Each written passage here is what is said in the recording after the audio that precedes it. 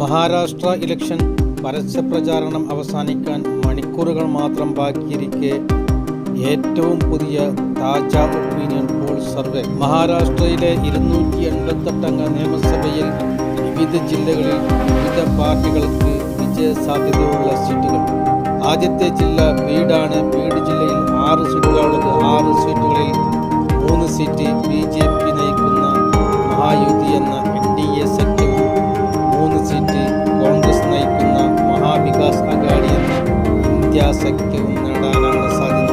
അടുത്ത ജില്ല അഹല്യാനഗറാണ്. അഹല്യാനഗറിൽ 12 സീറ്റുകളാണുള്ളത്. 12 സീറ്റുകളിൽ 6 സീറ്റ് വരെ BJP നയിക്കുന്ന മഹായുതി സഖ്യവും 6 സീറ്റ് വരെ കോൺഗ്രസ് നയിക്കുന്ന മഹാവികാസ് അഘാഡി സഖ്യവും നേടാനാണ് സാധ്യത.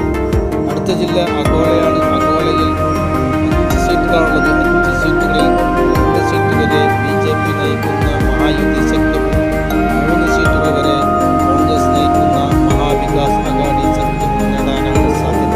അടുത്ത ജില്ല അമരാവതിയാണ്. അമരാവതിയിൽ 8 സീറ്റുകളാണുള്ളത്. 8 സീറ്റുകളിൽ 3 സീറ്റ് വരെ മഹായുതി സഖ്യവും 5 സീറ്റുകൾ വരെ മഹാവികാസ് അഘാഡി സഖ്യവും നേടാനാണ് സാധ്യത. അടുത്ത ജില്ല ഔറംഗാബാദാണ്. ഔറംഗാബാദിൽ 9 സീറ്റുകളാണുള്ളത്. 9 സീറ്റുകളിൽ 5 സീറ്റ് വരെ മഹായുതി സഖ്യവും 4 സീറ്റുകൾ വരെ മഹാവികാസ് അഘാഡി സഖ്യവും നേടാനാണ് സാധ്യത. അടുത്ത ജില്ല ബുൽദാനയാണ്. ബുൽദാനയിൽ 7 സീറ്റുകളാണുള്ളത്. 7 സീറ്റുകളിൽ 3 സീറ്റ് വരെ മഹായുതി സഖ്യവും 4 സീറ്റുകൾ വരെ മഹാവികാസ് അഘാഡി സഖ്യവും നേടാനാണ് സാധ്യത. അടുത്ത ജില്ല ഭണ്ഡാരയാണ്. ഭണ്ഡാരയിൽ 3 സീറ്റുകളാണുള്ളത്. 3 സീറ്റുകളിൽ 1 സീറ്റ് മഹായുതി സഖ്യവും 2 സീറ്റ് വരെ മഹാവികാസ് അഘാഡി സഖ്യവും നേടാനാണ് സാധ്യത. അടുത്ത ജില്ല ചന്ദ്രപൂരാണ്. ചന്ദ്രപൂരിൽ 6 സീറ്റുകളാണുള്ളത്. 6 സീറ്റുകളിൽ 1 സീറ്റ് മഹായുതി സഖ്യവും 5 സീറ്റുകൾ വരെ മഹാവികാസ് അഘാഡി സഖ്യവും നേടാനാണ് സാധ്യത.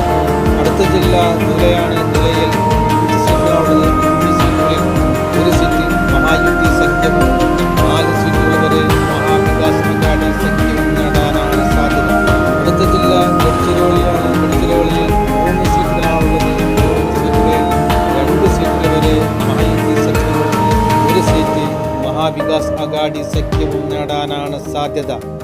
അടുത്ത ജില്ല ഗോണ്ടിയയാണ്. ഗോണ്ടിയയിൽ 4 സീറ്റുകളാണുള്ളത്. 4 സീറ്റുകളിൽ 2 സീറ്റുകൾ വരെ മഹായുതി സഖ്യവും 2 സീറ്റ് വരെ മഹാവികാസ് അഘാഡി സഖ്യവും നേടാനാണ് സാധ്യത.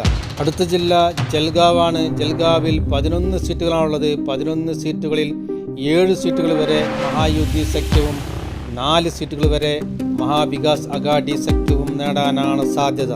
അടുത്ത ജില്ല ജൽനയാണ്. ജൽനയിൽ 5 സീറ്റുകളാണുള്ളത്. 5 സീറ്റുകളിൽ 2 സീറ്റ് വരെ മഹായുതി സഖ്യവും 3 സീറ്റുകൾ വരെ മഹാവികാസ് അഘാഡി സഖ്യവും നേടാനാണ് സാധ്യത.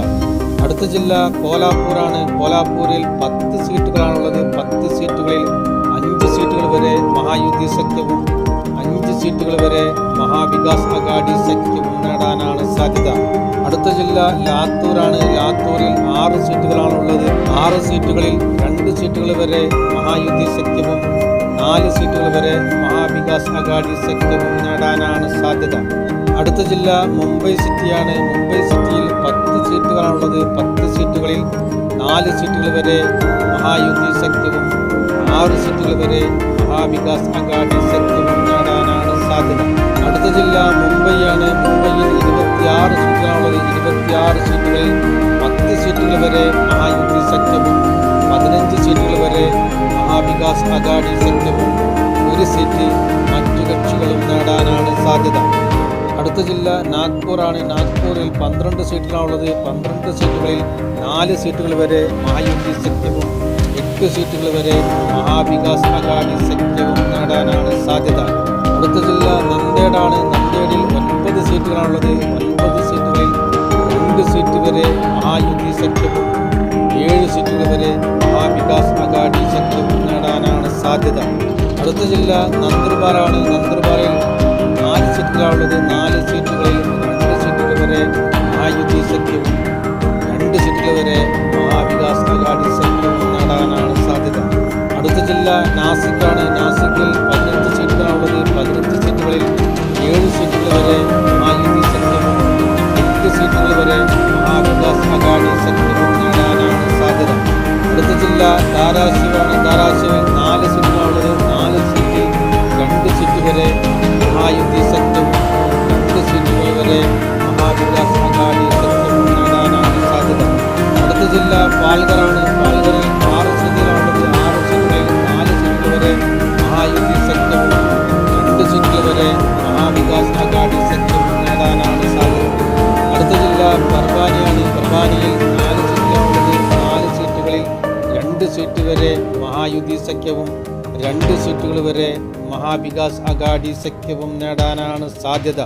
അടുത്ത ജില്ല പൂനെയാണ്. പൂനെയിൽ 21 സീറ്റുകളാണുള്ളത്. 21 സീറ്റുകളിൽ 10 സീറ്റുകൾ വരെ മഹായുതി സഖ്യവും 10 സീറ്റുകൾ വരെ മഹാവികാസ് അഘാടി സഖ്യവും 1 സീറ്റ് മറ്റു കക്ഷികളും നേടാനാണ് സാധ്യത.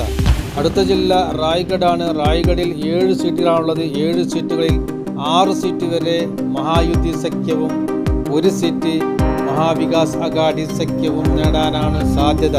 അടുത്ത ജില്ല രത്നഗിരിയാണ്. രത്നഗിരിയിൽ 5 സീറ്റുകളാണുള്ളത്. 5 സീറ്റുകളിൽ 1 സീറ്റ് മഹായുതി സഖ്യവും 4 സീറ്റുകൾ വരെ മഹാവികാസ് അഘാടി സഖ്യവും നേടാനാണ് സാധ്യത. അടുത്ത ജില്ല സാംഗ്ലിയാണ്. സാംഗ്ലിയിൽ 8 സീറ്റുകളാണുള്ളത്. 8 സീറ്റുകളിൽ 4 സീറ്റ് വരെ മഹായുതി സഖ്യവും 4 സീറ്റുകൾ വരെ മഹാവികാസ് അഘാടി സഖ്യവും നേടാനാണ് സാധ്യത. അടുത്ത ജില്ല സത്താറയാണ്. സത്താറയിൽ 8 സീറ്റുകളാണുള്ളത്. 8 സീറ്റുകളിൽ 4 സീറ്റ് വരെ മഹായുതി സഖ്യവും 4 സീറ്റുകൾ വരെ മഹാവികാസ് അഘാടി സഖ്യവും നേടാനാണ് സാധ്യത. അടുത്ത ജില്ല വാർധയാണ്. വാർധയിൽ 4 സീറ്റുകളാണുള്ളത്. 4 സീറ്റുകളിൽ 2 സീറ്റ് വരെ മഹായുതി സഖ്യവും 2 സീറ്റുകൾ വരെ മഹാവികാസ് അഘാടി സഖ്യവും നേടാനാണ് സാധ്യത. അടുത്ത ജില്ല സോളാപൂറാണ്. സോളാപൂരിൽ 11 സീറ്റുകളാണുള്ളത്. 11 സീറ്റുകളിൽ 5 സീറ്റുകൾ വരെ മഹായുതി സഖ്യവും 6 സീറ്റുകൾ വരെ മഹാവികാസ് അഘാടി സഖ്യവും നേടാനാണ് സാധ്യത.